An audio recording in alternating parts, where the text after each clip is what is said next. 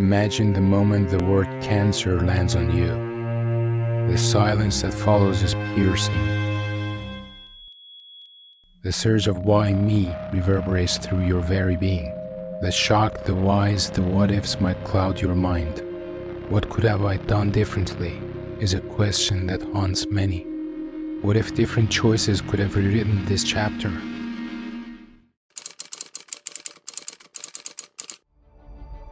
Can you guess how many new cancer cases were expected in the US alone in 2023? The number might shock you. According to the American Cancer Society, it was estimated that there would be 1.9 million new cancer cases in that year. That's over 5,000 new diagnoses each day, with about 609,820 expected deaths in the year, nearly 1,700 each day. It's not just a number, it's a reminder that any of us could be affected. This video might just have the very tips and advice that a lot of people wish they had known before their battle with cancer. Potentially life-changing knowledge that could even help you rewrite your own future. It's easy to assume that people who got cancer are just very unlucky and there was nothing they could do to prevent it. While that may be true in some cases, especially in children, many other types of cancer tell a different story. Yes, genetic plays a key role, but there's also epigenetics. Factors beyond our genetic code, like environment and lifestyle. According to a comprehensive study, many of these cancer cases could have been prevented. In fact, about 51% of all cancer deaths in men and 36% in women are linked to things that we can actually change, like our lifestyle choices. When we look at both men and women together, almost 45% of cancer deaths worldwide are due to factors that could have been avoided, including the way we live our daily lives. So when it comes to cancer, not all is written in the stars or in our DNA. With lifestyle choices, we have more rewrites than a Hollywood script. Thanks to extensive research, we know a lot about these factors now. However, spreading this knowledge hasn't been enough to persuade everyone to change their lifestyle or quit their risky habits. You might be taken aback by some of the facts in this video. For example, learning that even grilling your steak or burger could be serving up carcinogens. On the other hand, you're probably well aware that smoking can pave the way to cancer, and that will be no news to you. So please remember that the purpose of this video isn't just to present facts and figures, but more importantly to change perceptions and motivate action. You may know many of the facts, but the challenge lies in acting on them. The goal is to raise awareness and just as crucially to help internalize these choices, leading to a gradual and subconscious change in your lifestyle. Let's kick things off with something super simple, the UV from the sun. It's striking to see many people at the bus stop on sunny days standing in direct sunlight even when shade is just steps away, but it seems too many just can't be bothered. A simple choice with complex consequences. Some people even take it a step further and sunbathe. Did you know that around 90% of non-melanoma skin cancers and the staggering 86% of melanomas are linked to those UV rays from the sun? Is it truly worth it? Sure, a golden tan looks sexy, but technically speaking, it's your skin's SOS signal damage is being done. It comes with a hefty price tag for your health. You need to know that there's actually a trade-off between a tan and potentially damaged skin, so when it comes to UV, the less the better. Having 5 or more sunburns doubles one's risk for melanoma, the most serious type of skin cancer. UV radiation isn't just harmful, it's a confirmed human carcinogen. It can penetrate your skin, reach the nuclei of your skin cells, and literally break your DNA. Its damage is cumulative, meaning that those few minutes waiting for the bus or a daily walk can add up. And while this isn't news to most, it's often underplayed in our daily lives. 1 in 5 Americans will develop skin cancer by the age of 70. That's more than 9,500 diagnoses every single day. Every hour, 2 lives are lost to skin cancer in the US alone. Even without cancer as the endgame, the guarantee of prematurely aged skin should be enough of a deterrent because the UV in the sun is also a surefire way to accelerate aging. An estimated 90% of skin aging is caused by the sun. The tan phase by its effects can last a lifetime. So what can we do to prevent skin cancer? When walking or waiting, stay in the shade. Remember, not only will this protect you from skin cancer, but it also guards against premature skin aging. Make sunscreen your new best friend when you step out, ensuring it has an SPF of 30 or higher. While sun exposure, particularly in the morning, can be incredibly beneficial for our health, it's crucial to balance it with safety. Morning sunlight not only improves our sleep patterns at night thanks to its role in regulating our circadian rhythm, but it also boosts vitamin D production essential for our well-being. It enhances our mood and energy levels with exposure to bright morning light, stimulating the production of serotonin, a key neurotransmitter that contributes to the feeling of happiness. However, despite these benefits, direct and intense sunlight can be harmful. That's why it's important to protect ourselves, especially during peak sun hours. So here's the deal. Cover up those arms and legs with protective clothing when you're out in the sun. Maybe even a hat with a wide brim. Not just stylish, but it also shades your face, head, ears, and neck. And those cool sunglasses. Skip the sunbathing and don't worry about vitamin D deficiency. You can simply, and more importantly safely, get it through supplements. Lastly, steer clear of indoor tanning. Indoor tanning devices are even worse, emitting UV radiation in amounts 10 to 15 times higher than the sun at its peak intensity. They were reclassified by the FDA from Class 1 low risk to Class 2, which is moderate to high risk devices as of September 2, 2014. But let's end this part with a positive note. The good news is when melanoma is detected early, the 5-year survival rate is an impressive 99%. But even better than early detection is prevention. As the old wisdom says, prevention is better than cure. In homes with a bit of history, we can come across materials like asbestos that were once common for insulation. These days we know better. Such materials are strictly regulated because they pose serious health risks. When we think about what's inside our homes and workplaces, there's a hidden hazard that's not just limited to older structures: radon. This naturally occurring colorless, odorless radioactive gas comes from the soil and can accumulate in indoor environments, including both old and new buildings. Radon is the second leading cause of lung cancer after smoking and the #1 cause among non-smokers. In the US, it's estimated that radon contributes to about 20,000 lung cancer deaths each year. In Europe, data suggests that around 19,000 lung cancer deaths in 2019 might have been due to indoor residential radon exposure. The good news is that checking radon levels indoors is straightforward. It can be easily measured with a small passive detector, allowing homeowners and employers to take necessary actions if the levels are high. Other culprits like arsenic, once used in pesticides, and benzene, found in certain paints and varnishes, have also fallen out of favor for safer options due to their links to health problems, including cancer. Believe it or not, even now, some cleaners we use might contain chemicals that are dangerous or less than ideal. Take a closer look at the bottles under your sink. See those symbols? They're not just there for decoration. They warn us of poisons, biohazards, as well as mutagens and carcinogens, substances that with enough exposure could lead to cancer. Let me show you an example. This is what I found under my sink a couple of weeks ago. It's a granite sink impregnator that I bought online, apparently without paying enough attention. And guess what? It contains, yes, mutagens. I threw it away. The good news is we've got a lot more choices now. There are tons of cleaning products out there made from ingredients that are safer for us and the environment. Things like vinegar and citrus-based cleaners do a great job without the risky side effects. For those times you need to use stronger products and encounter these substances, whether you're tackling a renovation or just doing some deep cleaning, make sure to gear up with the right protection. Ensure the area is well ventilated. Wear gloves and consider a mask for extra protection. Simple steps like these go a long way in keeping your home both clean and safe. Let's move on to a crucial chapter in our health story, our diet. A pattern we repeat several times a day. Our diet can have an incredible impact on our well-being, particularly in cancer prevention and shaping our overall health journey. Consider this interesting study. African Americans have a higher rate of colon cancer compared to rural South Africans, with dietary patterns playing a key role. Typically, a diet high in animal proteins and fat and low in fiber has been associated with increased cancer risk markers. Yet when groups swap diets just for 2 weeks, the results were remarkable. In just 2 weeks, the switch to a high-fiber, low-fat diet led to a healthier gut activity in African American participants, enhancing their fiber fermentation and reducing inflammation-causing substances. Conversely, the rural Africans adopting a high-fat, low-fiber Western diet experienced an increase in those same harmful substances. This vividly shows how quickly and significantly our diet can alter our body's health markers, impacting our cancer risk. Zooming in on the gut, we discover it's a bustling ecosystem with a population that outnumbers our cells tenfold. These microbes are more than tiny tenants. They're crucial to our health puzzle. This complex network of bacteria in our gut has a hand in everything from digestion to immune system. And yes, even the development and treatment of colorectal cancer. Scientists are tapping into this microbial power with treatments like fecal matter transplant, which transplants healthy bacteria into patients. It's a frontier in medicine that's not only fascinating but also holds promise for turning the tide in the fight against colorectal cancer.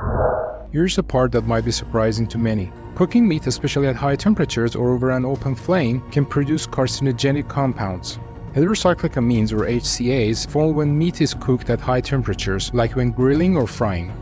Another compound to watch out for is polycyclic aromatic hydrocarbons, or PAHs. These form when fat from meat drips onto a hot surface, creating smoke that then sticks to the meat.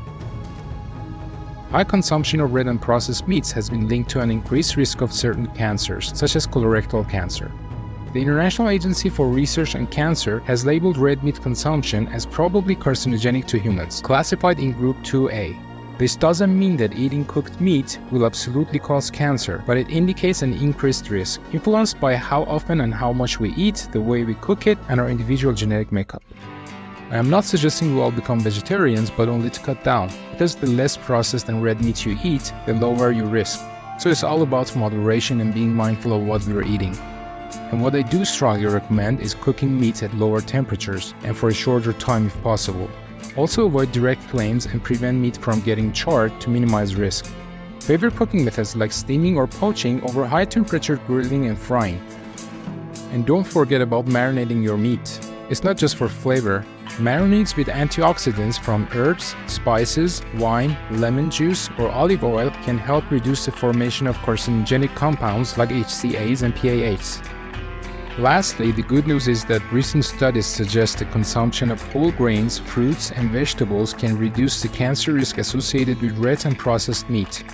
These plant foods are packed with essential nutrients, antioxidants, and bioactive compounds like polyphenols that may protect against cancer.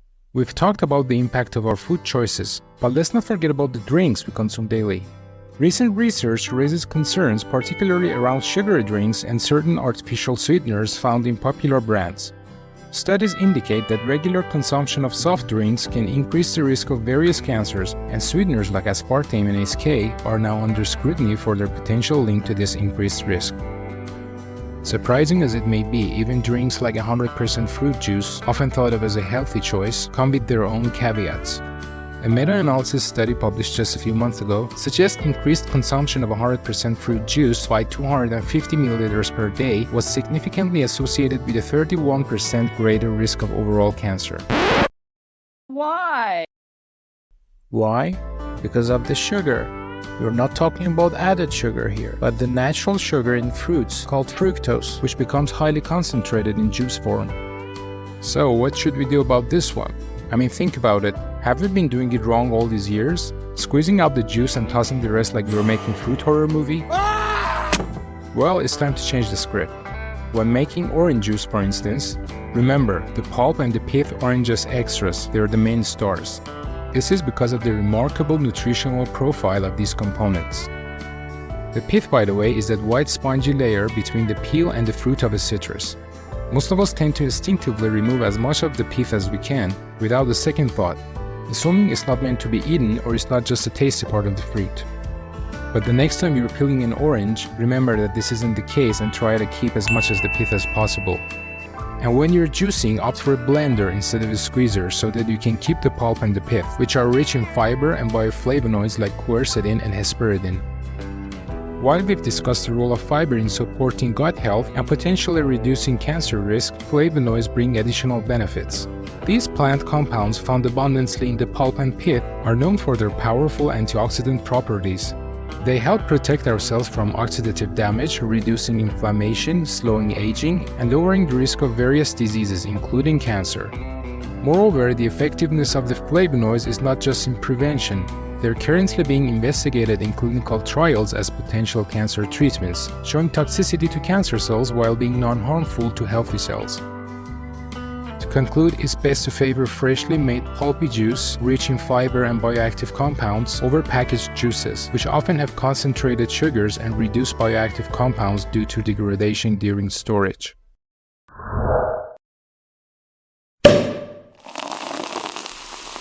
Alcohol. It's often at the center of our good times and the guest of honor at our celebrations. But there's another side to this story, one that's not talked about as we cheer and unwind.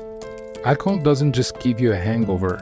According to the International Agency for Research on Cancer, which is a part of WHO, it's also a Group 1 carcinogen, sitting in the same category as tobacco and asbestos. It's linked to a lineup of cancers, including breast, colorectal, liver, esophageal, mouth, throat, and laryngeal. So while each drink might seem like just a part of fun, there's more going on beneath the surface. The risk of these cancers increases with the amount of alcohol consumed over time.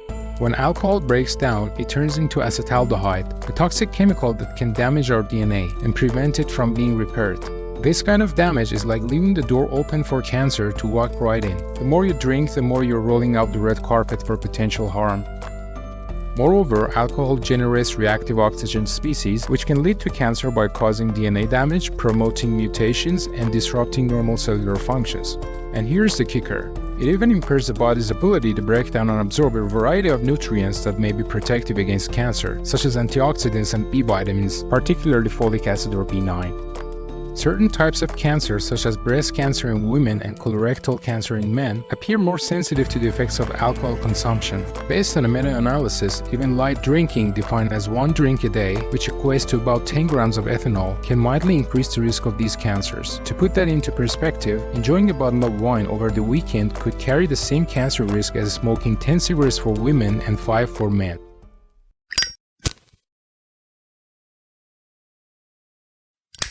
Speaking of smoking, while many of us are aware of its dangers, the statistics remain concerning.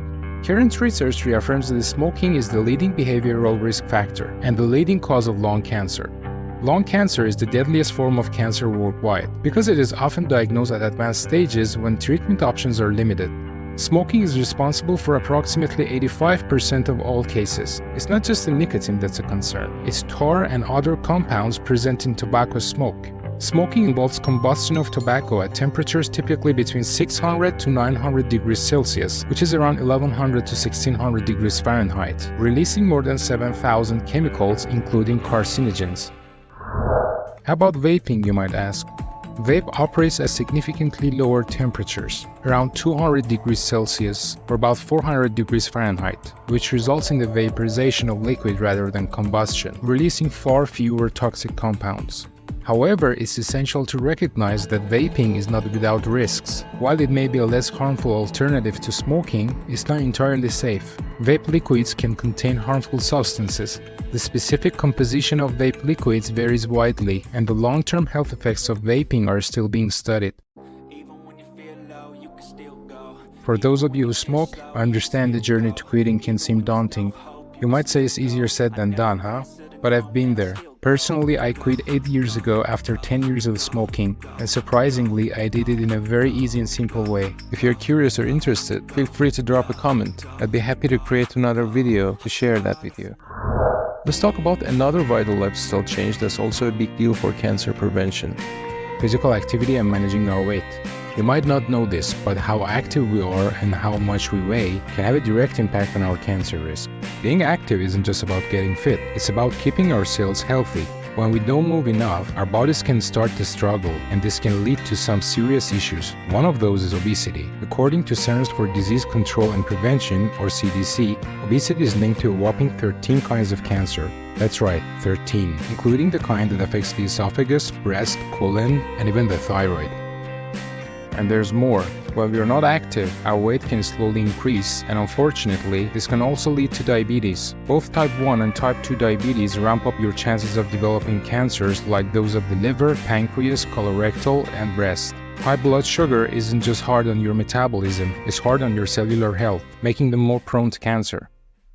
But here's the silver lining. Physical activity is a powerful player in the fight against cancer. Research tells us that regular exercise, something as simple as a 30-minute walk each day, can significantly cut the risk of certain cancers, particularly colon cancer, as well as endometrial and breast cancers in postmenopausal women. So even simple and moderate exercise serves as a powerful triple defense, guarding us against obesity, warding off diabetes, and reducing our risk of cancer. Let's delve into a cancer risk that often flies under the radar: the role of certain microorganisms, like molds. Aspergillus, a common mold found in many environments, can be particularly tricky.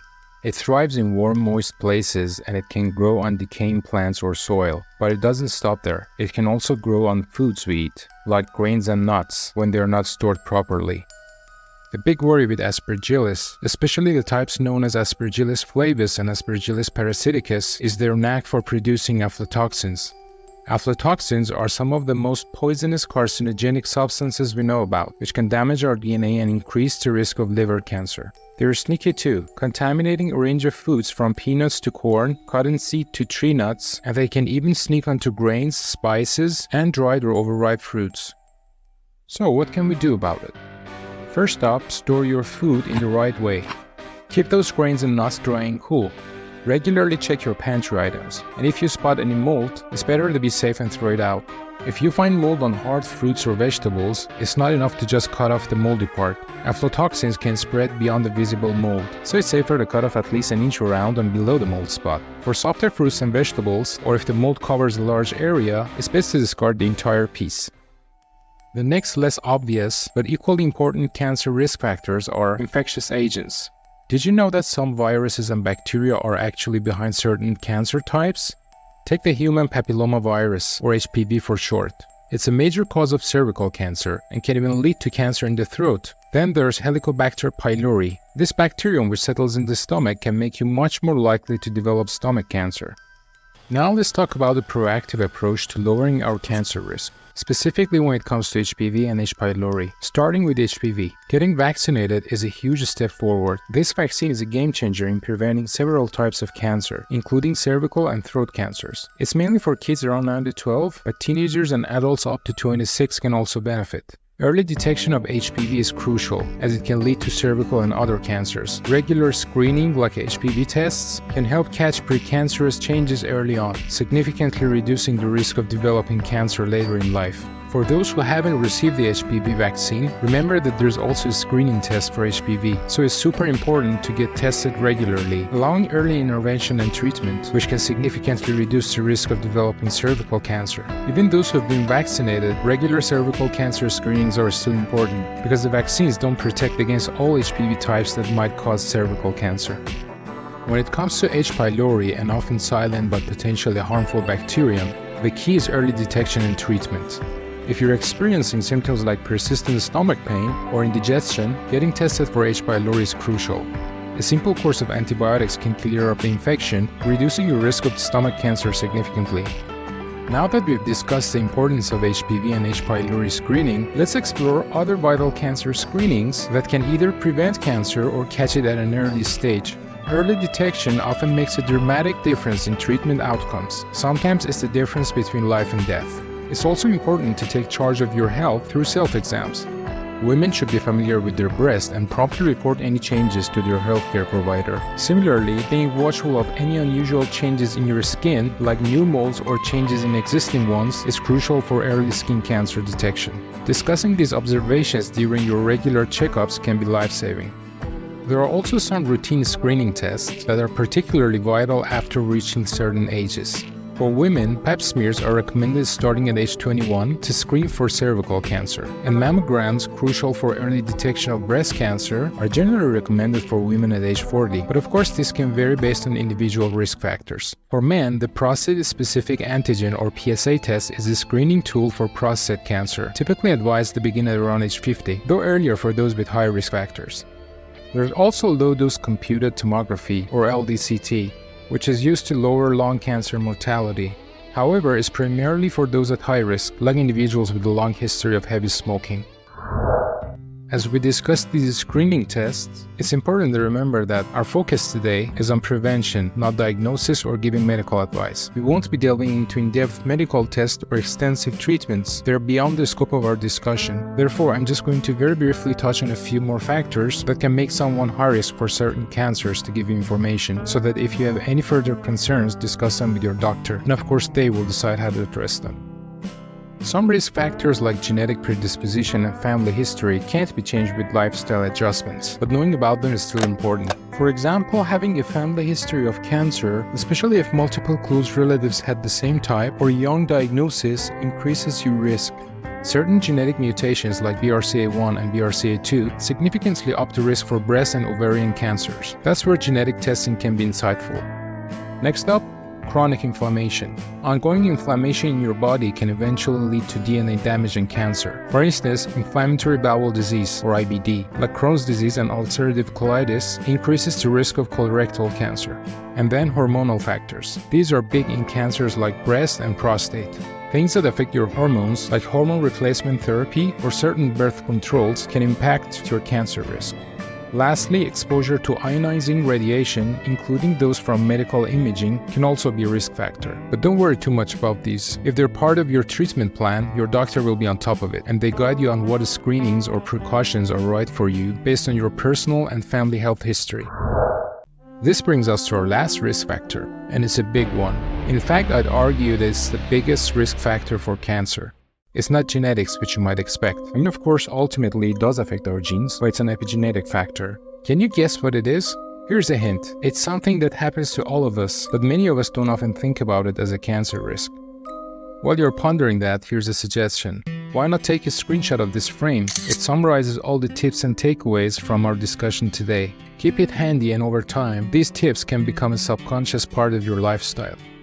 And hey, if you found value in what we've covered and enjoyed this video, I'd be really grateful if you could hit like and subscribe. Thank you so much. Now, without further ado, let's unveil this significant risk factor: aging. Aging is more than just getting older. It's a key factor in increasing cancer risk. Although genetic predisposition can heavily influence an individual's cancer risk, aging plays a more significant role on a larger scale, affecting more people as a whole species. Making comparison between the two is straightforward and quick. No calculator needed. Just think of any given cancer type you want, and then compare the percentage of people with a genetic predisposition for it to 100%, which is a fraction of people who age. And by this I mean, not everybody has genetic predisposition, but we all age. As we age, our cellular repair mechanisms become less efficient. This inefficiency leads to a greater chance of accumulating genetic mutations, which can develop into cancer. This correlation is evident in the fact that most cancers are diagnosed in older individuals, clearly linking aging with an increased risk of cancer. Although exposure to carcinogens or their cumulative effect isn't what technically defines aging or senescence, it's an inseparable part of aging process. This exposure inevitably occurs as we age, becoming almost synonymous with aging itself. It happens in a dose-dependent pattern to almost everyone who has aged. The more years we've lived, the more we've been exposed to these carcinogenic factors. Consider this analogy. An old car with high mileage tends to have more problems due to accumulated wear and tear. In a similar way, our bodies, as they age, have been exposed to various carcinogens, accumulating damage over time. An oncologist seeing an older patient knows they've likely faced more exposure to carcinogens throughout their life, just as an old car has endured more stress on its parts. Even if we manage to successfully protect ourselves from certain carcinogens such as UV rays and tobacco, we still face exposure to unavoidable elements like cosmic rays. These exposures add up over the decades, contributing to the cumulative risk of cancer as we get older and older.